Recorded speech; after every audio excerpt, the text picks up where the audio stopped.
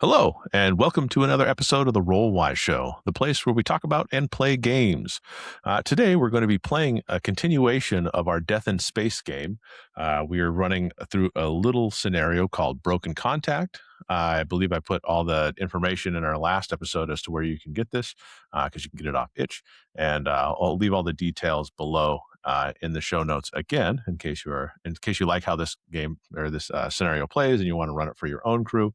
The system is agnostic enough that I think you can run it in a variety of space horror type games.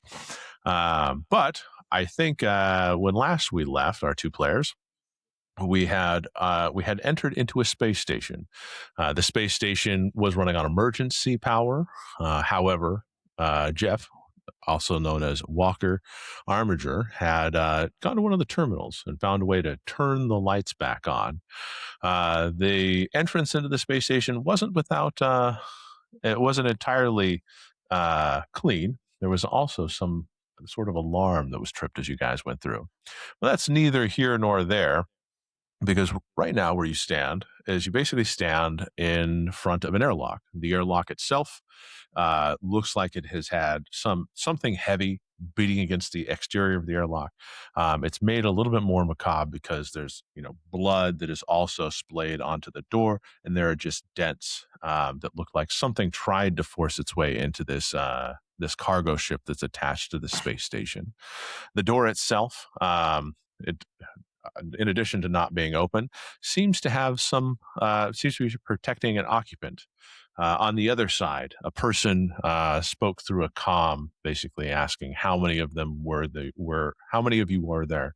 Get in a place where I can see you better. And you can basically see someone peeking through a kind of almost like a porthole window, moving what would be like a thermal blanket or something reflective to the side, just giving you enough so that they can see like you guys in full, but barely enough to see much of their face. And so that's where we're going to begin our session tonight. And so just to give you a little bit more of a description of her before we kind of move on, you can see that she looks like stressed. It looks like somebody who hasn't really had good sleep or really any sleep for a period of time long enough to get them on edge and anxious about literally anything. Her hair is like just untidy and kind of coming undone out of whatever makeshift braid she has behind, and her eyes are moving fast, and I think you both had to actually step back so that she could take a better look at you. And she's basically, oh, you didn't? No. Okay. We haven't done anything. She said, who sent you? Where are you? Move over and to where I can see you. And that's where we ended. We didn't do anything. So she's glancing around, trying to get a good view of you two, as you have yet to step into a good line of sight for her. So what do you do? I try to step into the area where she could see us better. I have my arms up, my palms up, empty. Not like it's a stick up, but like, hey, I mean no harm. Kind of surrendering, out to my like sides, a no threat. More out to my sides. Okay. And just say, my name is Walker Armiger. I'm from the Explorer's Oath. We saw your ship when we docked. We're right next to you. I'm sure you're aware that we docked. We just got onto to the station. We restored power to the station, and we came down this hallway to check out what was going on. And it looks like somebody tried really hard to get in through the airlock. There's blood all over and dents. And are you okay? Okay. She's kind of taken aback, like I think, just you asking, are you okay? It's kind of, you can see a little bit of tension, like just fall from her a little bit, because she's been so on edge for so long that actually having somebody ask that question of her was cathartic, almost, one could say. Brent, what about you? What are you doing in this scene? Do you go where she can see you? Do you hang on? No, because I don't give a shit about her at all. She's not part of the mission, so I don't care. I look at him from behind my mask. I look at him like, And then, I just kind of stand there and wait for him to talk to her, I guess, and see if she comes out, just to make sure he's safe, because I care about him, but I don't care about her or her opinions. None of the information we need is on the ship. So that's true. So I let you do your piece, but I don't want her coming out and stalking us from behind. Okay. If she comes out, I can hit her with the crowbar. And you do have a gun with one bullet that may have the name Sarah on the... I think that would be a mistake. I think using the one bullet's probably going to be not going to be the first thing that I do. Fair. So, good choice. So so you can tell that she's still pretty tense, Jeff, and that thermal blanket's doing a lot of work. She's like barely peeking out behind it. And since there's still the shadow of not only did only one of you step in front of the porthole for her to see, it's kind of even with you kind of giving her that are you okay moment, she's still really tense because she doesn't know exactly what to think of both of you, since only one of you really made yourself visible. But she looks at you, Jeff, and she's just like, because I mean, you're in your EV suit still and all that, or did you crack the helmet, or how do you get around right now? Yeah, I think the helmet is off. It's right? Up to you. I mean, and I don't know if we never really explicitly. You never really explicitly said. You just said that we could breathe. Yeah, you were still in the EVC. I don't think you ever took it off. I didn't take the suit off. You could probably crack the helmet now if you wanted. Yeah, I would crack the helmet. Okay, all right. And so she looks at you, and she like, you can tell as soon as you like take your helmet off, you can tell that she like starts to look a little bit more closely at something. You can't exactly tell what, but she asks you, now, do you feel okay? Do you feel something wrong with your body? With my body? Yeah. No. Have you seen other parts of the station? Just a storage room and the what is it? The power center. Okay. where we got the lights back on, and the airlock where we parked. Okay. So why are you still here? Can I ask you? You're obviously a little stressed. You seem scared. Why is your ship still docked? So she says, okay, well, it's a good thing you still feel fine, and I need to get off the station. Something's wrong with this tug, and it wasn't allowed to leave. So, I mean, I don't know how long exactly I've been in this tug, and it's going to require a lot of work to fix whatever parts that it has to make it serviceable again. And I can't do it on my own. I can't even really get out of this thing for long periods of time and feel safe. So I don't know what they're paying you. I don't know that I can even remotely pay you as much as they did, but I need to get off this ship. I'm not asking you to break whatever contract you're under. I'm hoping that I can get out of here. I just need to go. If you feel safe when you're in there, we can finish our business, and on the way back to our ship, we can come and get you, and you can come with us, and we'll take you to a station. I'm not going to leave you stranded out here on a station that's, potentially losing power. She's like, okay. Okay, sorry, go ahead. She's like, okay. So, I have to tell you this though. There's another person on this station, Isaac Smith. He's the doctor here.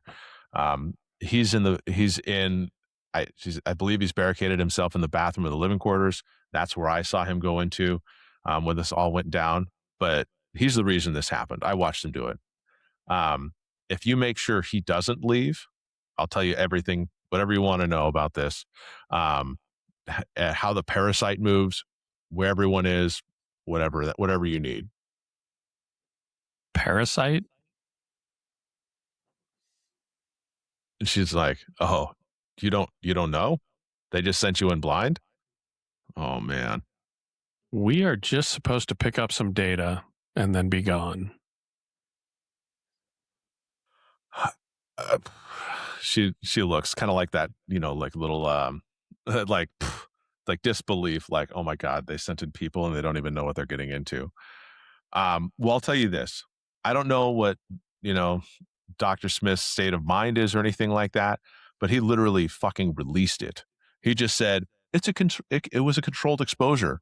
It was going to be all safe. The parameters were showing all good in his simulations. They weren't. So is it airborne then? Is that what you're saying? No, and she's like, it's not airborne. Is it a creature? Mm-hmm. It's a little creature, and they're released from the lab when he did his controlled exposure. Is there only one? Well, there's him, and then you said there's another thing. Well, she says there's Dr. Isaac. She says there's parasites. Several. So she's aware of at least one person that's been infected by the parasite, and she's aware that there were doctor. The doctor's not infected by the parasite. He's like her, normal, just barricaded in, waiting for. But I'm questioning what she said, because she said there's one other person on the ship, and now she's saying there's at least the doctor and another person who has the parasite. The doctor doesn't have the parasite. I'm sorry if I gave you that impression. No, she doesn't think the doctor, but she says that. What I'm saying is there's two people on the ship. Then there's three, because there's her, the doctor, and then this other infected person, right? Mm-hmm. I confirmed that with her to make sure, because I feel like she's not telling us the truth. Hey, Sarah, strange question. Do you have any weapons on your ship? Does she have any weapons? No. She might have stood a better chance if she did, but she does not have any weapons. All right. I thought I would try. Mm-hmm. I was going to go, I have a gun. And I, under my breath, with and one a crowbar. Bullet. And a crowbar. I mean, so just crowbar doesn't need bullets. So she says she could basically like make a weapon out of like some like she could get a wrench or something like that, something inside the tug from the emergency repair kit. But no, nothing formal. She doesn't have like any guns or any ammo or anything like that. That's on the wrenches make a good thing, and it's tough to pierce the hull with a wrench. Unlike a gun where... Did they store any guns on the ship? Do you know? She says that there was a security officer. The security officer, I believe he had a service pistol, and that was just in case anything went a little bit awry. Obviously, they did, and I have not seen him at all. So yeah, he's dead. If there is one person on the ship with a pistol, he's dead. She's like, she looks sad. I mean, obviously, knowing that knowing that a person is dead is still bad. But yeah, she says there's at least one infected. She knows that there's at least two more parasites. She doesn't know anything about their xenobiology or anything like how they operate. So she doesn't know anything other than they were released, and now they're within the ship. So the doctor, one infected person, and two parasites. Yeah, so the doctor, one infected person, and two parasites that she's aware of. What do the parasites look like? And since you guys have agreed to take her with you when this is all done, the two Did you say Jeff said he did. With her? Oh, okay. Yeah. Yep. With my fingers crossed. I mean, if there's time and it's safe, sure. I don't care. I mean, we'll try to help her. I'm not going to leave somebody stranded if we have a choice. More bodies is more people to fight off. It burns more fuel and more oxygen and more food. I get that. More people. Well, yeah, but there's more chances we'll survive if there's more of us. So sure. Yeah. She says that the parasites are, she would describe them as small worms. They don't seem like they should go as fast as they do, but they're very quick, slithery little fuckers. she probably says they're maybe about an inch and a half at their longest. They have a nasty nasty mouth that allows them to burrow under the skin, and as soon as they do, that let's just say you don't feel anything right away, but once you're infected, it's a dark path forward after that. All right. We're going to go try to take care of our job unless you want to come with us. And if you don't, that's fine. But we're going to go now. Okay. She wishes you Godspeed or whatever they do in the 51st millennia.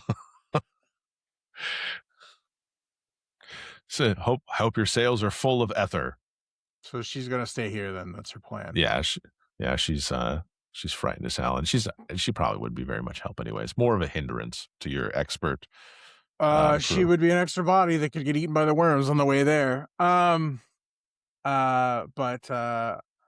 I suggest she comes with us because I mean she's just gonna die in the hold here if we don't make it back anyways. So,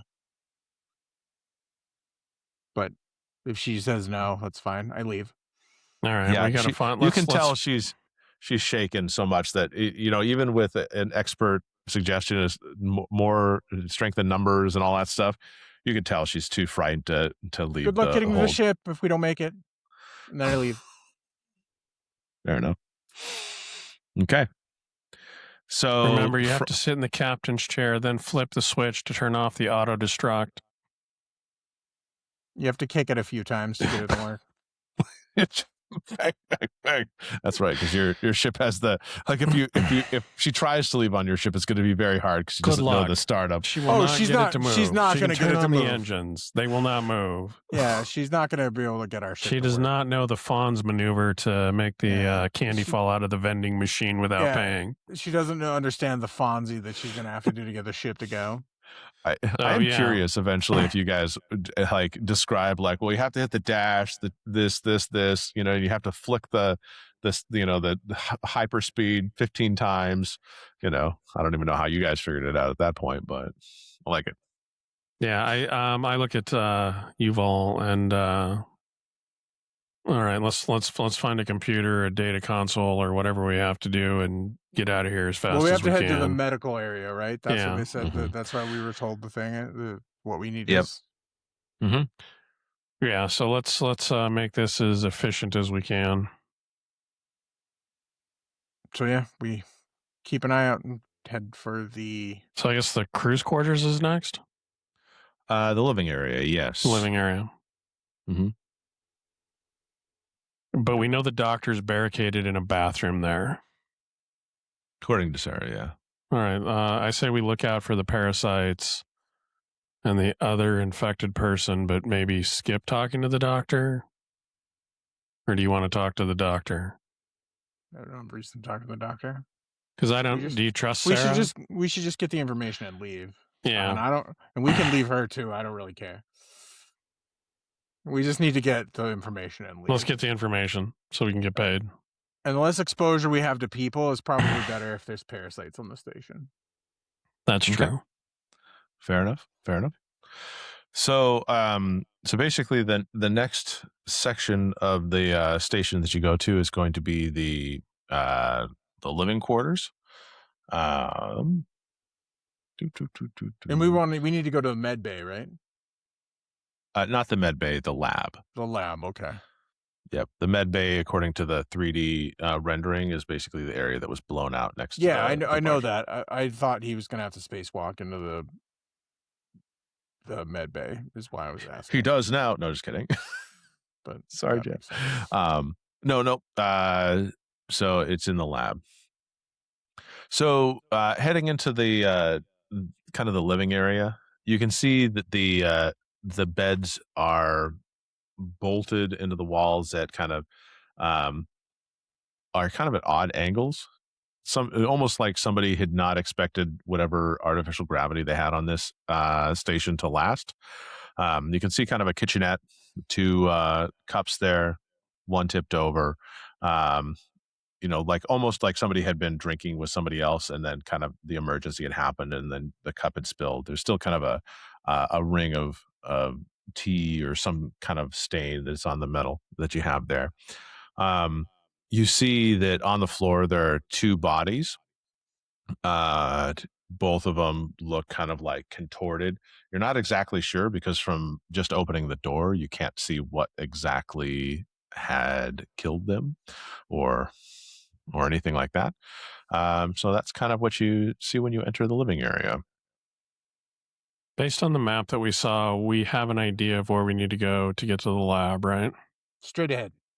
Let's try to move through the quarters as fast as we can and get to the lab. We walk around the bodies and just head to the other door. Okay. So basically walking around the other bodies. I mean, we're staying away from the bodies as far as we can. Yeah, we're not trying to go near the bodies unless they're in our path. And if that's the case, should worms explode out of them, I would like to be as far away from them as possible. Okay. So,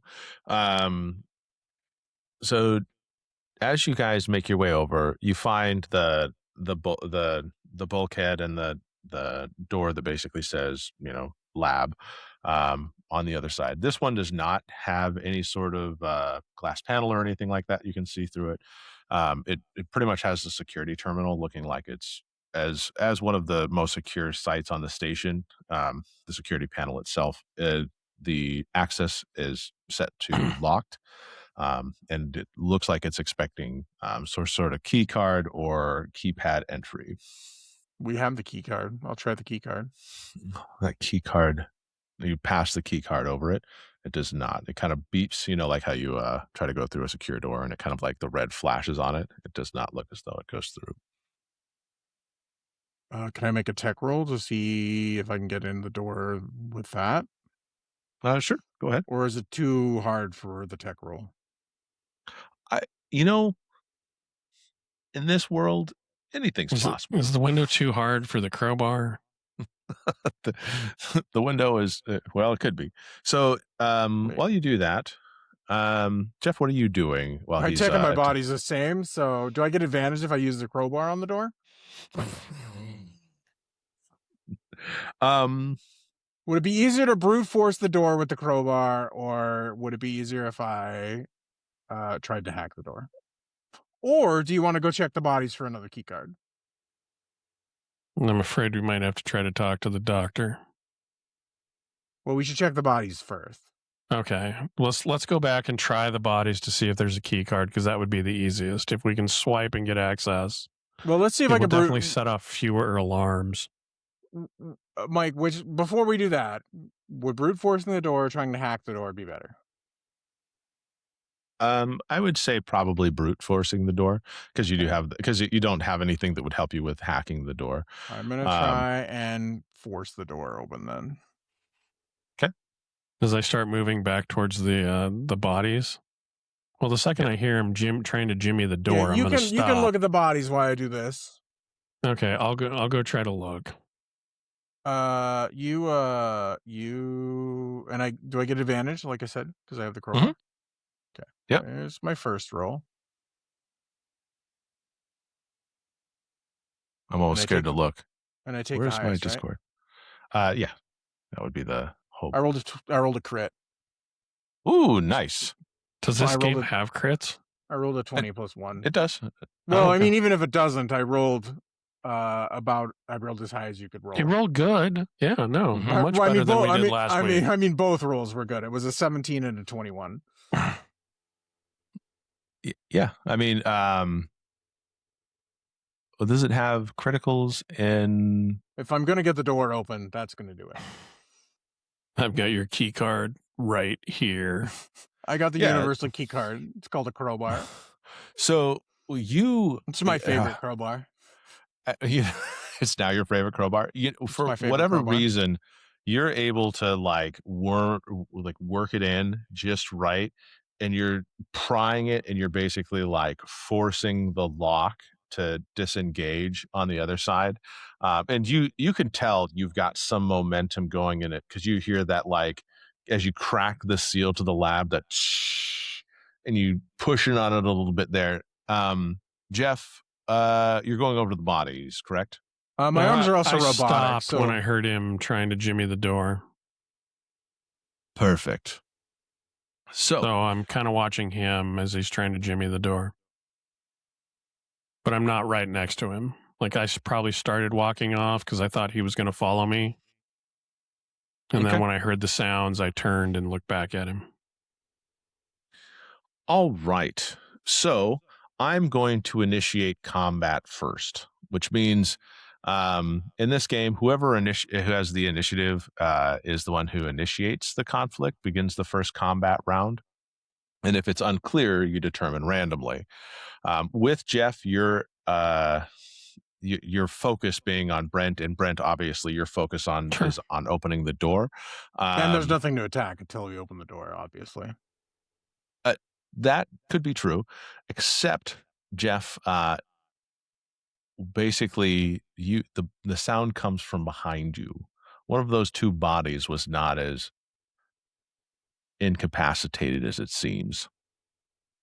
So, what happens in this scenario is that when you're rolling, you're going to be rolling for your attack rolls. Your roll is going to either be for Amelia, it's going to be your body, or it's going to be your tech.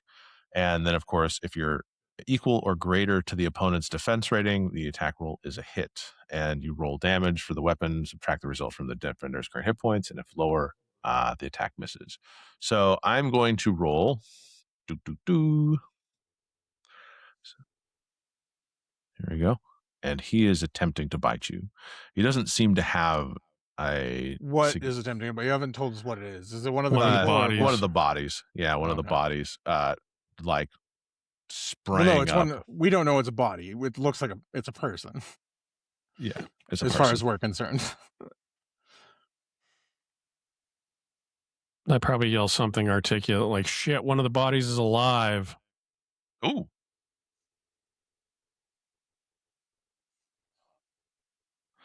Okay. So in this scenario, what I also rolled you a hit 20. Him because you're no. What? Or no, I didn't. Oh, I looked at Brent rolls. I didn't. You rolled an 11. When it didn't actually move the thing up, so I was like, oh, I rolled a 22. That's random. No, I did not roll a 20. The 11's a hit. My defense is only 10 if I'm unarmored. All right. Oh, you have your EVA suit on. Let me see if I don't know if that counts as armored. But I don't think that's armor. Well, let's double check. Maybe it's harder to bite through. Is it a light suit? Do you recall? If I'm believing it's a light suit. Let me double check. Light. It's a light EVA suit.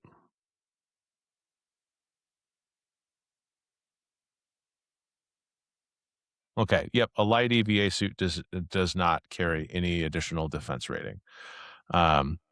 So it seems like it's pretty much just like I imagine it kind of like the Firefly EVA suits that are kind of like a almost cloth thin. It looks like. I think it's like a hazmat. I assumed it was kind of like a hazmat suit, actually. Something that's very, very light, thin. Yeah. Yeah. Okay. So I'm gonna roll my damage dice. For 1 point of damage. So apparently your EVA suit was enough to maybe cause it to not get the best purchase on you, but you still feel its bite into because it basically sprung at your leg, and you could still feel that it caught a little bit of your leg, surprising the fuck out of you and being a little bit painful. Now remember, in this game, not a lot of hit points to go around, so a good first. I'm down to 10. Start. Yeah, Jeff has quite a few, actually. Yeah, of the two of you. As I get bit, I turn towards Uval and start yelling, crowbar, crowbar, crowbar. Well, you do have the club I gave you. Oh, I do have the club. That's right. Mm-hmm. I forgot I have the club. Okay. Never mind. So, I'm going to come over. Try to bash back? I am going to move over and hit it back, but yeah, you should attack it first. Okay, so just to kind of finish out the initiative thing. So the process is done on a one-on-one basis until all participants have acted in the round. So you guys can choose without rolling who gets to go right now. Jeff, I mean, logistically, it seems like you would be the Jeff, next one. And then me, yeah. And then the last person, the last person who acts gets to choose who begins the next round. So it could be like it went first, Jeff, Brent, Jeff, it. You know what I'm saying? Like it has the. I'm gonna swing the club at the body. I got an 18. Oh, nice! That hits. Good job. And it's just a D6 of damage. It is a D6 of damage. 2. Okay. With a sickening thwud, you crack it in the head, the part that's closest to your body. It reels back, teeth just shooting out. Kind of a gross scene there, but you can tell its eyes have turned kind of milky white, and even though you've like bludgeoned its face, it still looks like it's coming after you. It's like still kind of wrestling towards you in kind of a frenetic. It's actually 1d4 damage, by the way. Oh shit! I'm sorry. You want me to re-roll that? 2's fine. 2's fine. Okay. Just for future reference. In future, no, I will roll. Yeah, I wasn't saying you need to re-roll. I was just letting you know, because when I hit it with my crowbar, it's only going to be 1d4. So yeah. Okay. So next in line would be Brent. Me. So I will move over there and wait. The bite does 6 can do 6 damage, but the crowbar can only do 4. Only because it's a monster more than a. No, that's fair. Okay, that's fair. Sorry. Yeah, melee weapons only do 1d4. Like, okay, that's what it says in the That's book. fair. I missed that part. Thanks. Yeah, so I'll walk over and do a bash at the dude. Nope. I get a void point. Okay. So void point for Brent. Unless a 6 hits them. It does not. Did you roll twice? Oh no, you don't. You didn't have advantage. Yeah, never mind. You do now. You could now. So I'm sorry. Using a crowbar as a crowbar is where you get the advantage. Using a crowbar as an implement to bludgeon somebody, while I would like to think I could get advantage, it's a good crowbar. It's got your name on it. It would be like a really good the crowbar. Lower jaw from the upper jaw with the crowbar. If I put the crowbar in his mouth and use it like a crowbar, do I get advantage? I have to say, like, you're just like, I get advantage with this crowbar and attack, right? It's balanced so perfectly. It's heavy, right? And so as that's just kind of give you the basics of combat. I tried to push you. I kind of what happens is I kind of try and push you out of the way, and that's what causes me to miss the dude, because you hitting him has made him reel backwards. So I swing, but I miss, basically. Okay. So now, so just a heads up. This is a standard thing, and so now, Brent, you get to choose who goes first, including yourself. You could go yourself if you wanted to. Sure. I'll take another swing, and I'll use my void point. But I would like to also point out that there's another type of attack that you can do. So if you want to, you can actually do what's called a risky attack. A risky attack deals more damage to the opponent, but it exposes you to danger. So if successful, you get an extra damage dice. If unsuccessful, they get an immediate counterattack against you. So I just want to let you know that is a thing that happens. So I can use my void point and get advantage and do a dangerous attack. Mm-hmm. And if you wanted to. I get advantage, right? Yep, because you would use your void point. I'll use my void point with the advantage, and I'll attack it twice. Okay. Or I'll attack it once and roll twice. You'll risk it all. Which, that was a bad roll. Let's do better. There is no way. Oh yeah, nice. I got a 14 on the second one. So in this risky attack, you succeed. So now you get to double your damage dice. That'd be 2d4. 2d4. Mm-hmm. Do I get my body to it, or is it just the dice? Just the dice. Okay. Ooh. I did 7 points of damage. Wow. That was so. I would like you to describe so the scene as you frenetically try to push Jeff out of the way. You miss with your first crowbar attack. So I kind of push Walker out of the way, knowing he just has the club I made from shit I found on our ship. And and so I kind of move him out of the way, and I miss the first swing as it kind of reels back from his initial hit, because he hit it pretty good, but it recovers and tries to bite at me, and I just basically jab the crowbar into its face. And do I kill it? Is it dead or is it just hurt? Yeah, so this is finish so I him. basically jab the crowbar through its mouth and crowbar the top of its head off. Do you mean like this way, or do you mean like with the hooked end and then like ripping this golf way, action and then pop it off? Yeah. Okay. So you basically spear it through the floor and then rip it out. Yep. Well, no, because Gross. it's still standing, isn't it? So it wasn't it was grabbing at his legs, so it was like it turned her over. Okay, so yeah, I stab it down at it and pop it off with the crowbar. Gross. Military efficiency of murdering this. Yeah, seems gross. Thing. Okay. So you have just popped the top of this head. And then I say, doors open, crowbar works. And I walk back towards the door. Yeah, I'm still panting a little bit, a little in shock, the adrenaline hasn't quite burned off yet. Mm-hmm. I'm going to see if it has a key card just readily available on it. Actually, you do. It seems as though this particular individual was the security officer. It looks as though they have a little badge that says security and it has a little star on it. And then I guess he wasn't dead. He's dead now. Question is did you kill him or did something else kill him? He's for sure dead now. I take the badge. Okay. Does he have a weapon? Baton, gun, taser? Nope. Not on his body, no. Okay. All right. Then I leave the body alone and I'll head into the lab. Oh, but so you do like search his body and everything like that? Quickly, not thoroughly, but So one thing that you notice as you kind of are going through just searching for any kind of weapon on his body is you kind of, as you scan down and you're just looking, you do see the neck right here. Looks like almost a cyst-like growth. Almost. Have you guys ever seen somebody that has like I think they're called goiters? Have you ever seen that kind of thing? Like this would be. I think that the cyst-like growth is probably a good enough description. Yeah. Is it still together or has it popped? It's still together. But what you can tell is that after a moment, it kind of looks like something is moving underneath the skin. I move very quickly. Okay. And if I have to, shove Uval through the door and then slam it behind us. And then tell him what I saw. Okay.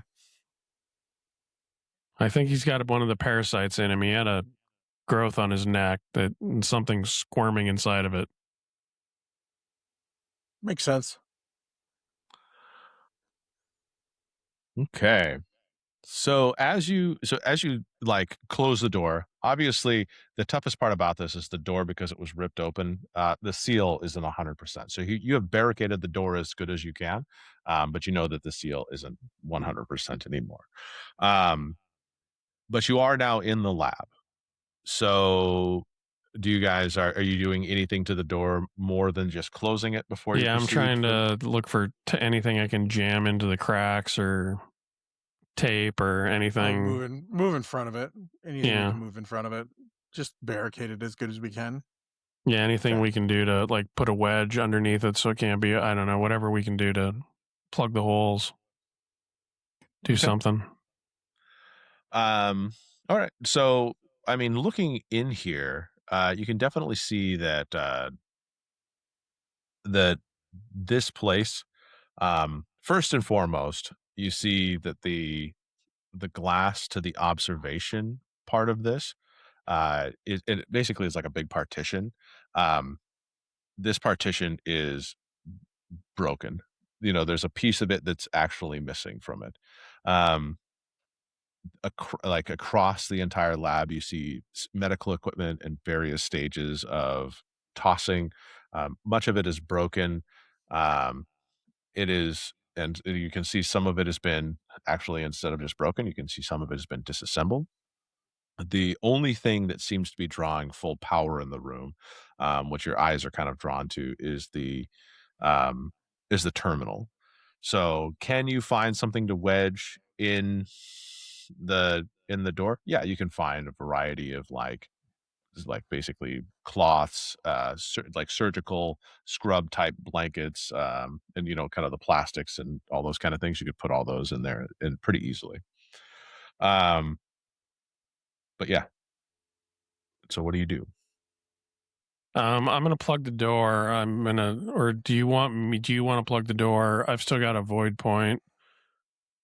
My tech is -1. It's not as good as yours, but I've got advantage potentially to try to download the data. Yeah, I'll barricade the door, and I don't want to just like plug the first thing is to make it harder to open.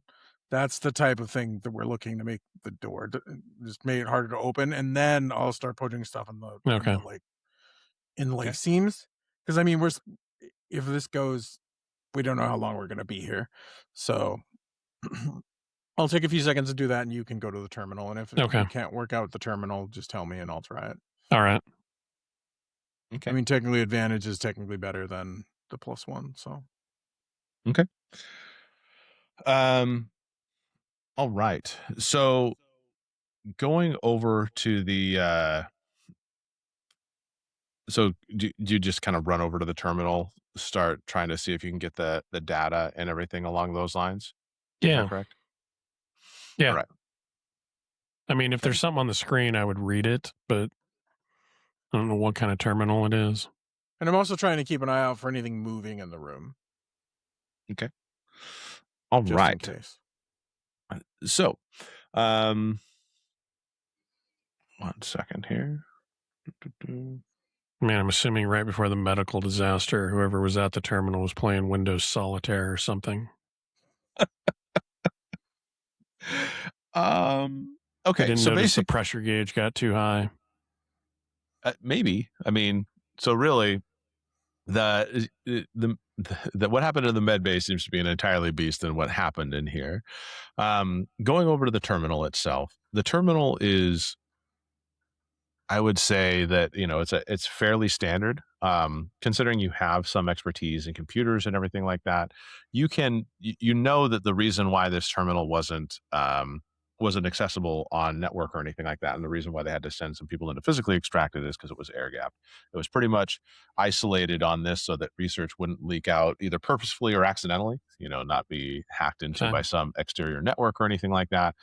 And so your manual extraction isn't particularly difficult. You're able to bypass the code security with the security officer's keycard. And pretty much at that point, it just turns into a download situation. Based on everything that you see there, it looks as though the download is going to take approximately 4 minutes to complete for you to take it on a removable drive and be able to remove it. So, okay. So Brent, actually, why don't you both? I'd like each of you to roll a d20. Tell me who gets the highest. Bonus or no? Just straight up. Not me. No, you definitely got the highest.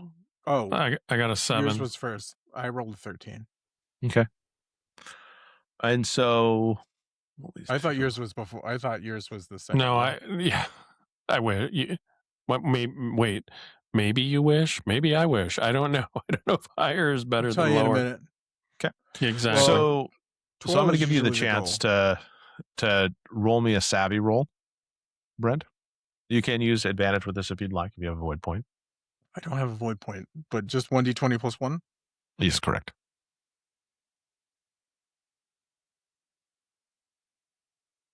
So my first successful roll made me able to roll again? I'm just seeing who it's coming for. Okay.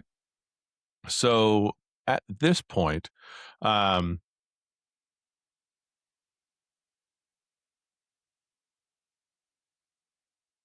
so as you're kind of looking around the room, you can tell that there is a lot of just crap everywhere. You don't really see anything. There's no bodies or anything like that in here. So it doesn't seem as though there's any overt threats. The one thing that is a little bit weird is that, which I didn't notice because I wasn't successful. Well, so this all kind of happens at the same time, is that for whatever reason, the comm crackles and sparks to like life. And at that same time, Jeff, as you're standing there kind of like impatiently watching the download, seeing if there's any like download faster command that you can initiate with this, you feel something like, that area where that bite had gone through, what had kind of torn your EVA just a little bit. And at that spot, you feel a wiggle.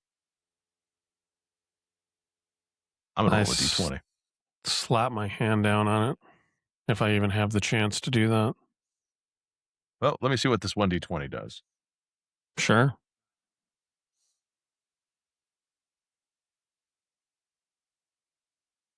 Wait. Huh? You rolled 1D20 minus 3, so you rolled a 7 or a 4? I rolled a 4. So you like looking down immediately at that area, you see kind of almost this wormy type thing. It looks as though it's kind of trying to chew through your spacesuit to make the hole larger in order for it to get inside of it. And you see that it was trying to get its way in and like latch onto your flesh, and it was unable to do so through your EVA. So your turn. I'm going to use my void point and roll with advantage to try to melee it and hopefully kill it. You're just kind of like slapping at it. Well, I rolled a 1 on the first one. Perfect. And I rolled a 4 on the second one. Those are 2 really bad rolls. So, wait, I have to roll a D6 now, right? Because I used a void point and didn't succeed. Correct. And your void points are 1 now? No, he doesn't have any. And there's 0. Oh, so it doesn't matter. I thought you had 1 void point. You gained a void point because you failed your attack. Oh, no. Oh, shit. Did I? No, I didn't use advantage. He worked on I just failed. So he did the attack. He hit it. Mm-hmm. So he didn't get a void point. Yeah, I hit it on my attack. Still had 1 point. He just used his void point. Yeah, he so failed, I have 0 void points. Yeah, so he has 0 void points. So nothing can happen. So nothing can happen. So there's no point in rolling the D6. Other than you being incredibly freaked out because you have this little creepy, mucusy. Yeah, apparently I'm so freaked out that I can't even hit my own leg. Well, how about this? I would like to believe that because the EVA suit is a little awkward, you trying to bend over to get to it, it was. Well, when I hit you in the leg with the crowbar in a minute, we'll see how that goes. When I crit fail and just wail on your leg with the crowbar, we'll see how this goes. Not well. That's my guess. Not too well. So I assume you cry out? Yes. Oh, yeah. I'm probably screaming all kinds of incomprehensible stuff, like when somebody gets a bug on them. So after being distracted by the crackle and static, your attention focuses back on Jeff, and you can see kind of starkly contrasted with his EVA I would suit. say I'm not distracted because that happens to me all the time. Oh, less distracted, I guess. That's my ability, is it makes audio files like crackle and stuff all the time. Sounds good. I'm going to try and hit... as he kind of pushes it a little bit away from his leg, I'm going to try and hit it with the crowbar. I did not hit it with the crowbar. You were being too gentle, and you did, instead of hitting your friend, you just swung wide. I'm going to say that's the outcome in this scenario. And I got another void point. I just think I hit the ground. He didn't get it. I was trying not to hit him in the leg, and okay, because I was trying not to hit him in the leg, I just hit the ground. Fair enough. Clang, the sound of the crowbar hitting the metal floor, it reverberates through the room. Since you're the last one to go, Brent, did you? I'll go again. I'll spend my void point for advantage, and I'll swing at it again.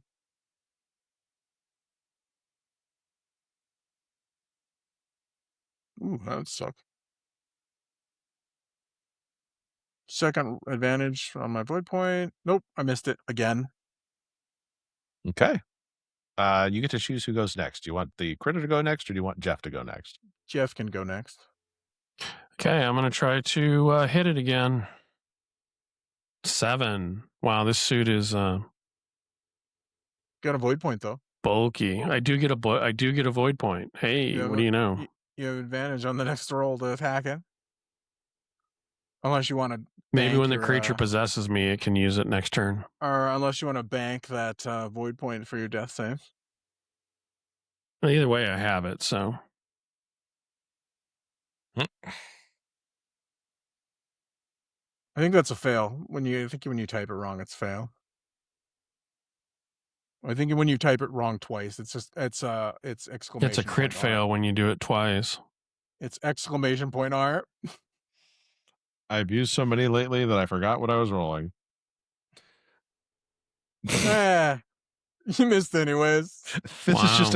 This is just a comedy of like.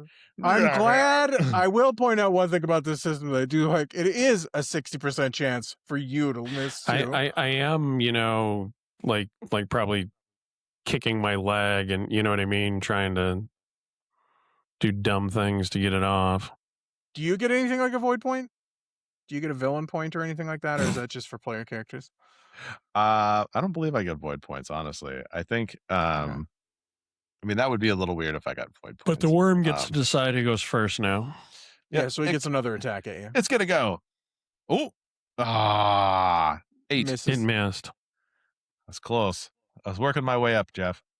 I choose Jeff to go since everyone is just kind of slapping and stomping. I'm going to use my void point to get advantage. The first roll is a 0. Ooh. Wow. Hey, and the second roll is a 19, so the advantage paid off. Wow.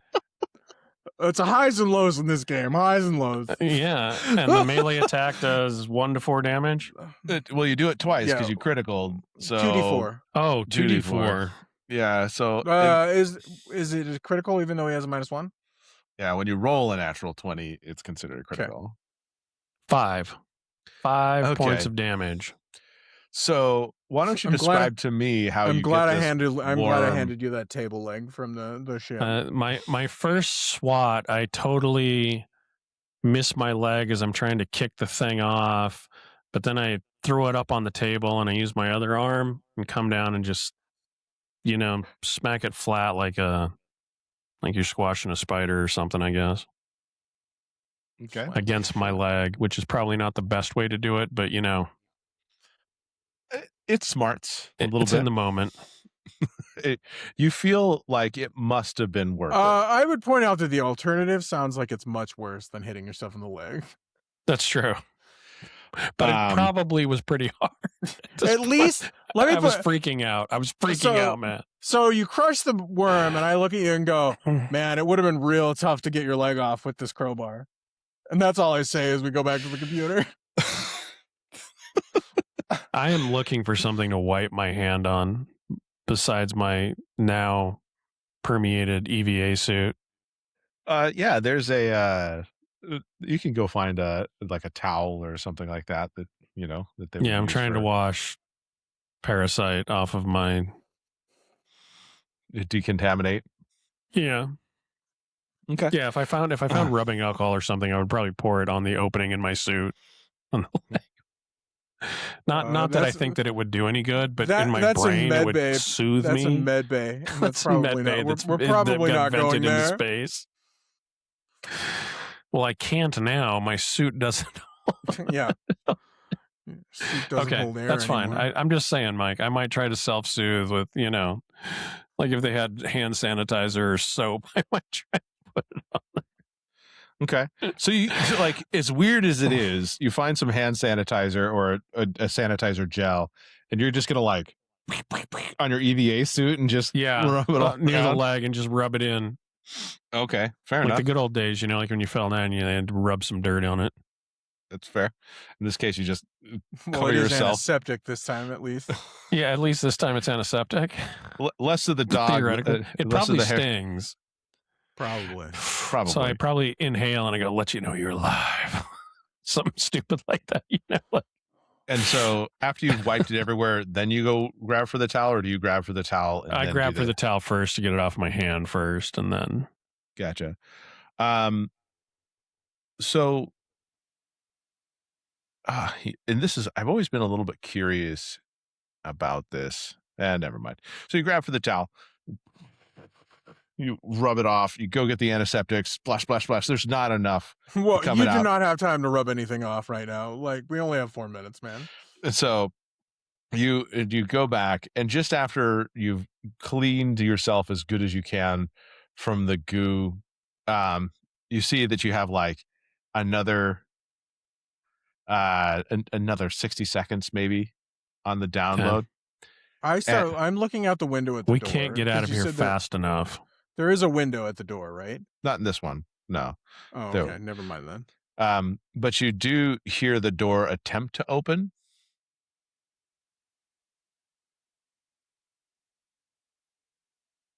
The worm couldn't do that, right? I'm standing. That's got to be a person or something. Yeah, it's probably human of some sort.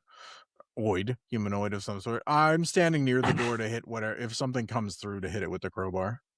Okay. So as you feel like because violence has worked so well so far. That as you we're not infected yet. It's true. I'm being serious. It's actually worked so far, which is kind of a surprise in this game. It is a little bit of a surprise. I don't think it's supposed to, but so. Well, like I said, the good thing is there's a more than a 60% chance that Mike's not going to roll well either. So hey. So my defense is only 10, so he's got a 50-50 shot on me. Right. Mine's 13. Well, not with a -3 though. But he not with the -3. That's true. But I did get one bite off this session, so I'm pretty good. It had a +2 on the first when it bit him. It's true. It really depends on the monster. But you hear the door open partially, and you hear a voice come through. And it says, "You're earlier than I expected. Are you from the crew to rescue us from the station?" I don't say anything. I wait for him to poke something and inside the door that I can hit with the crowbar. Hello? We only had orders to rescue the data. You might want to tell me not to hit him in the head with the crowbar when he comes through, because I'm going to if you don't say anything. You only had to rescue the data? What? What do you mean only rescue the data? Do you know who I am? I'm Dr. Isaac Smith. That data is mine. And if the Zionia group wants it, they're going to have to go through me. And you're going to have to get me off this station to make sure that data can be read correctly. He's like screaming through the crack in the door, all this. Petulantly. That's not what we were told. So I wait. See if that's the problem with the Zionia group. That's not my issue. You're not a very popular guy, Doc. You kind of hear like a pause, and he says, "I admit I made a miscalculation in the containment protocol, and people did die. I'm not going to tell you otherwise, but that doesn't make me any less valuable to the data that you're attempting to extract."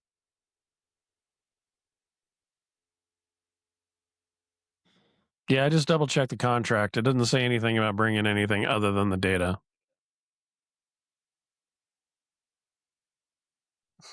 You have zero value to us. You're worth 0 credits to us. And Sarah's probably going to kill you on sight. Well, if he comes through that door or this door opens, he's going to have a problem with somebody else. Well, he doesn't know that yet, and I'm not telling him. Did you say Sarah's going to kill you on sight to him, or? Yeah.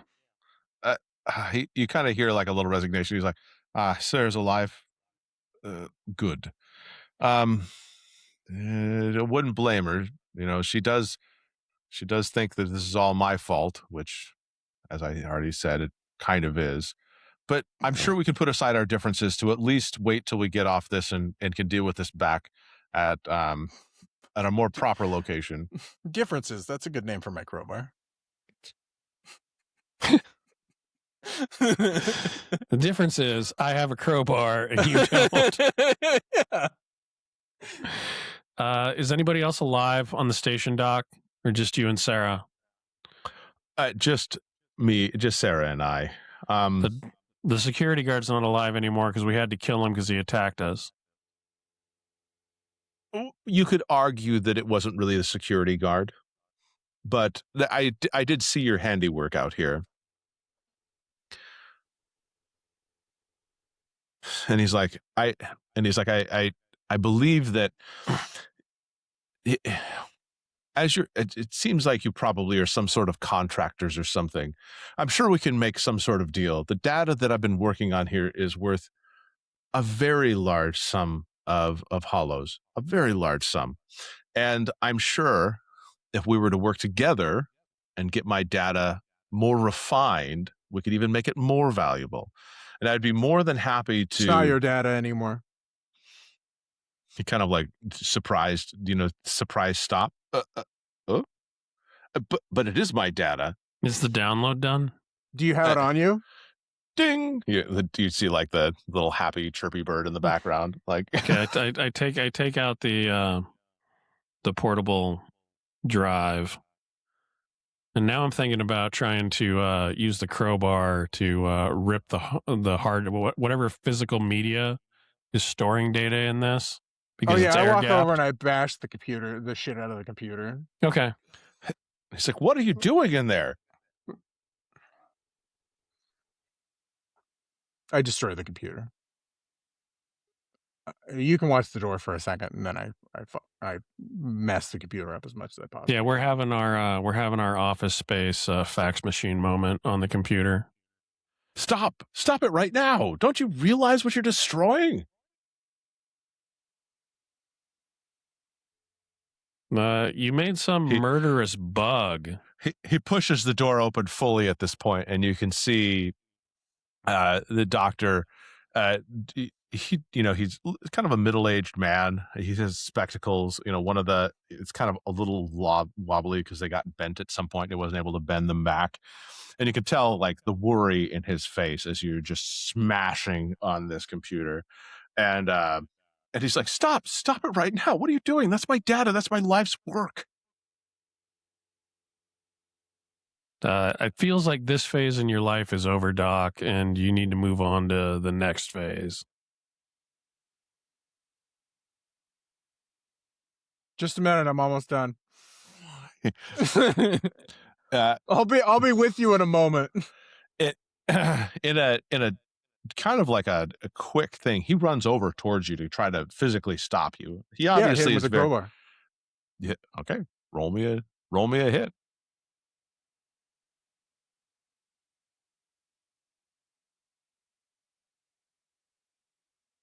I critted God. On 2D. Okay. I only did 4 points damage though. 4 points of damage is a lot in this. Okay. Tell me how you kill Dr. Isaac. Oh shit. Oh yeah, I just I'm bashing the computer, and then when he runs over to me, I just spin around and hit him in the head. And split his head open with the crowbar and push him out of the way. Much like a cantaloupe. And I say, I think we can leave now. He has nothing more to say. I'd say that to Jeff's character. I think we can leave now. Yeah, let's get the hell out of here. Before we find any more worms. Okay. So basically you you smash his head in. And push him out of the way. Making your way back through the station. Nothing else seems out of place or anything like that. Do you stop by the barge to collect Sarah as per your promise, Jeff? Or yeah, I let him do that, and I stand at the door. I'll try. Okay. As soon as you come back, she's like, "Were you able to get whatever you needed? Is it time to go?" Yeah, it is. And the doctor's dead. He tried to stop us from taking the data. Good. That's all she says, and she opens the door. You could tell she didn't lose any. Does she have sleep any over visible bulges on her neck or anything?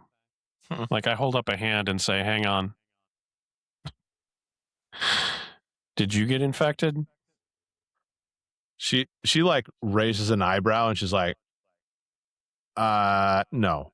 And she like kind of she moves her like suit down to show like her neck, and you can see that there's no bulges or anything. Let's get the hell out of here. This is so zombie. We got attacked by one of the worms, and we managed to kill it. This is how zombie outbreaks happen, by the way. For the record, that's Brent's take on this. Maybe. But anyways, yeah, we go back to the ship. Get on the ship. Okay, get on the ship. Declamp. Close the door. Blast the ship. Okay. Yeah, you go in there. You do an esoteric salvo of Fonzie-esque maneuvers against the dash to get it to start up, and you blast off away from the ship as soon as possible. So now you have this data. The hard drive that you've taken out that downloaded everything is also not able to be used over transmitted over network. So you have to deliver it in person. Once you decouple, you see that there was apparently the AI had left another recovery package indicating a destination for you to take the data to. So you take the data and Sarah to the location, or she asks if she can be taken anywhere in the galaxy besides to wherever you're going to this meet. We throw out the airlock. Yeah, we have to go there first. We don't have to let them know that you're on the ship, but yeah, we won't tell anybody. They're paying for discretion and expediency. She take her to a nearby station after we do it. Is the delivery time sensitive? Do they want the delivery in a certain? She wants it now. Yeah. Yeah. So we'll deliver. We won't say anything, and then we'll take her to a station. Okay. And I mean, she's she says she's a tech. She'll do anything she can to help you with your ship, and she appreciates whatever is getting her to a place that she can just try again. And she kind of talks waxes poetically about getting on a bridger ship and just jumping system and getting the hell out of here. But you guys know that that's a pretty low probability considering how the lotteries and everything are selected for bridger ships. I do offer. I mean, she could stay on our ship and keep it running if she wants, but we're going. Okay. Out. We're going out. And so on the days that it takes to get to the delivery spot, basically, I stay in my room and there's candles lit, and I light candles for the spirits that join the void on our mission and before it. Okay. And the weird crackling follows me around. And I just sparkle and flicker in and out of existence in the corner of your vision. And I bless my crowbar. Okay. The difference. The ship is weird for the girl to be on, by the way. It's weird. Yeah, we're a couple. We're an odd guys. Couple. She is obviously the most normal person out of the three of you.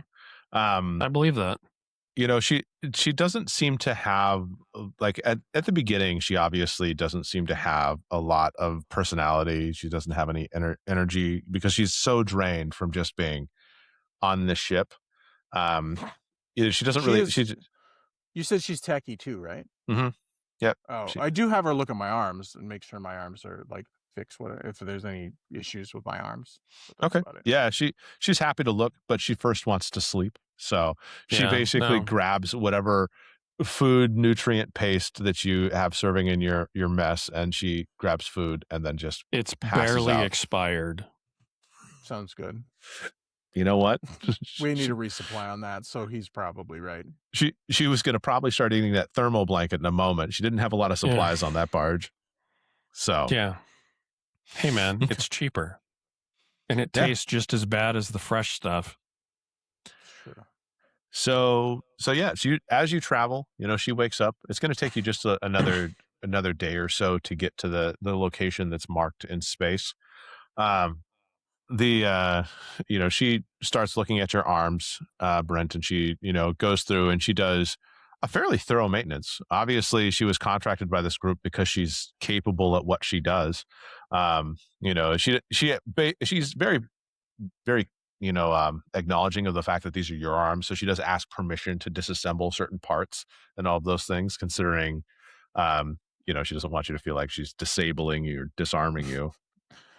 Well, she does one arm at a time, and she'll notice that I do keep my crowbar with me at all times. So your new crowbar. He's never really disarmed.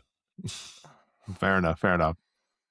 And you feel like it considering how long it's been since you've had a proper maintenance done on the arms, it feels like your arms are like well-oiled, lubricated, operating at 100% for the first time. And how long would you say?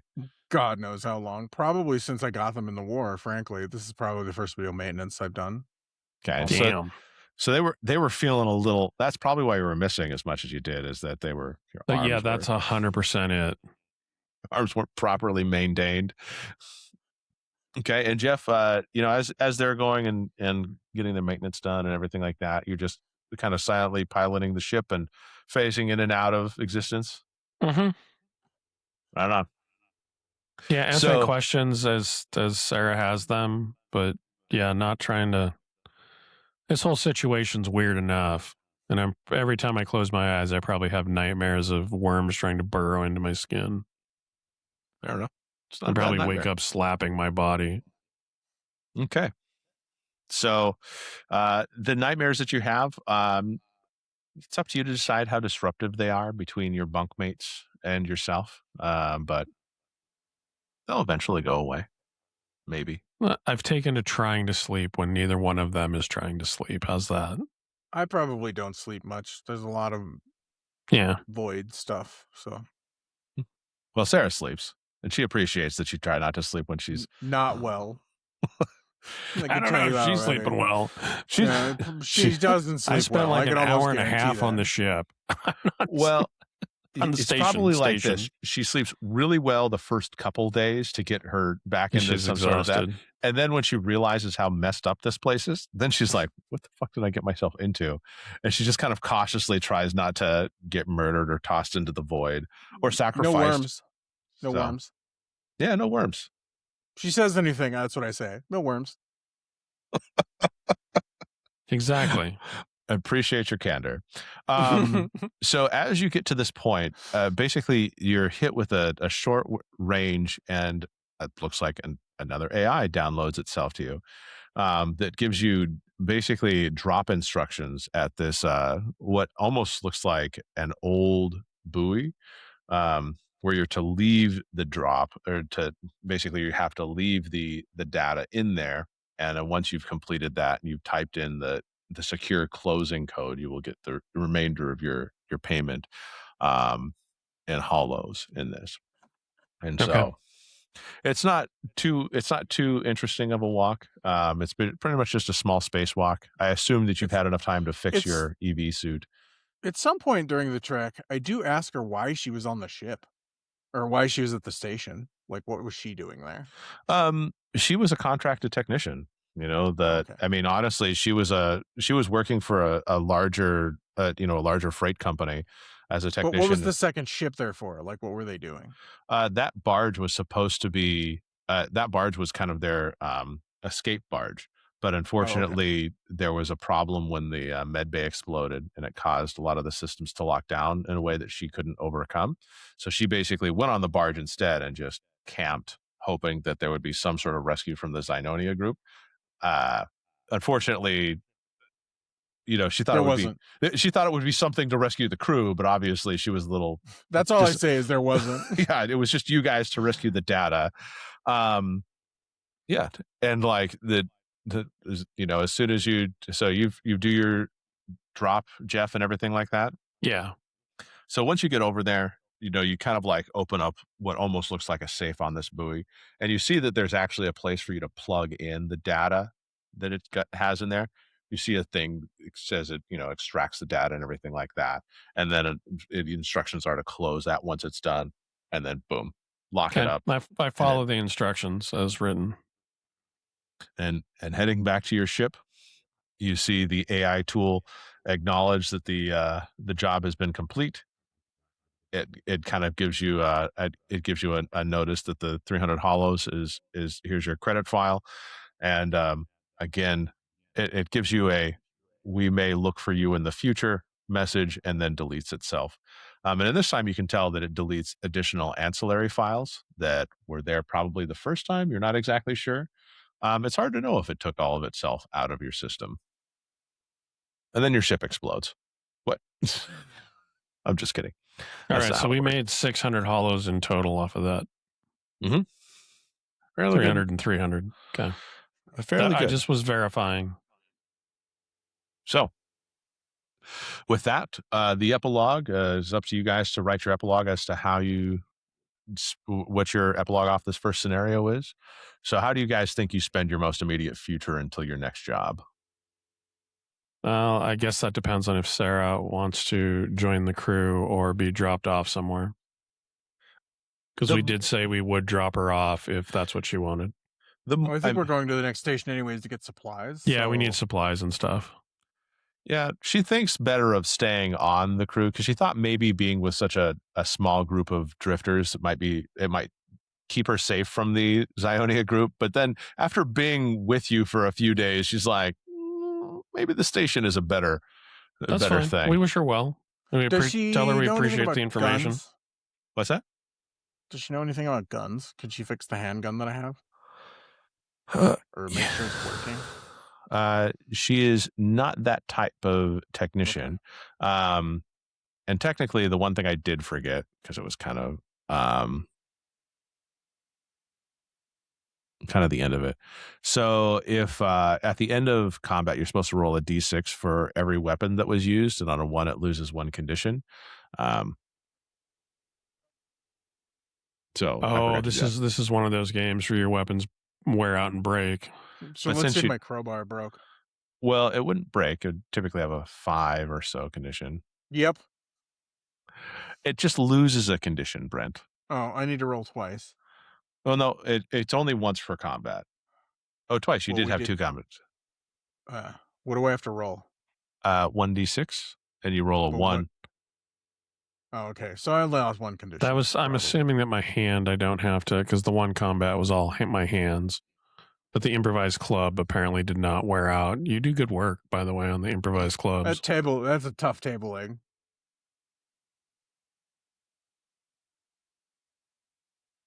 But the crowbar is not as fine as it was when you started. That's a shame. Yeah, I believe, if my memory serves, most things have like 5. It has 2. The crowbar has 2. Is that what I said? No. The crowbar has 2. Oh, fair enough. So yes. So she's not. But I'll try and find bullets for the gun and see if I can fix it on the station then. Unless I can find a better gun. Well, you might be able to. You do have quite a bit of hollows to your name right now. You're a little flushed, let's say. So let's say she's stopping. She's going to hop off on the next. Yeah, whenever we get to the station, we'll just wish her well. That's fine. Okay. And so, how do you guys prepare for your next job? Epilogue. What's your epilogue look like? It's the same sort of. I mean, we go back to floating in the void if I have my way. Yeah, I would check any, like, as long as we're there and resupplying. Mm-hmm. We have some money. I mean, I suppose if you really want to buy a gun, how hard is it to buy guns in this?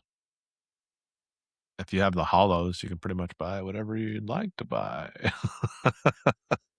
We'd probably bank some to improve the ship when we need to. And, food. But yeah, neither one of us needs that much. So everything's expensive. It's a little expensive. So, I mean, if you wanted to fix the gun and get it up to condition 3, that would be, it says it's repairing items. 1 condition costs 30 hollows at a tinkerer. So you can pay 60 hollows to put it up to a condition 3. And I don't see ammo. How much ammo cost?